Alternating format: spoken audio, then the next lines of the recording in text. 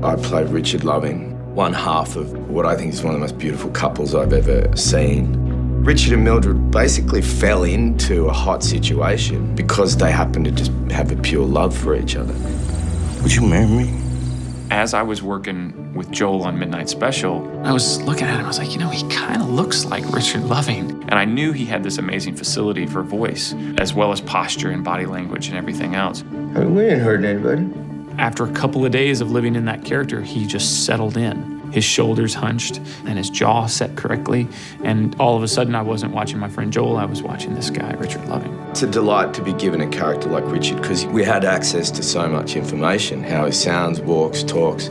I think he's wonderful as Richard. There was no really need for much dialogue. It was such a special opportunity to play these amazing people that it was just a very natural energy between us all. He brought so much to Richard because he's not soft-spoken. Nothing about Joel is soft-spoken. One moment he's cracking jokes, and then action, he's a completely different person. Do either of you have anything to say? No, sir. I think Joel Edgerton's performance is one of the best performances I've seen on screen, possibly ever, because of the humanity that he expresses. I can take care of you.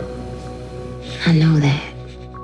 Richard was interminably shy. He didn't have the words to articulate how he was feeling, what he wanted. He wished that everybody would just leave them alone, and when he opened his eyes, the only person standing there would be his wife. It's extraordinary. Every time I hear that line, you know, tell the judge I love my wife, it just breaks my heart in two, you know. Is there anything you'd like me to say to the Supreme Court Justices of the United States?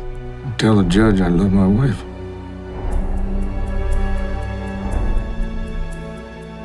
They could have turned around and annulled that marriage, and they never did. So there's a resilience and a dignity that they represent to me.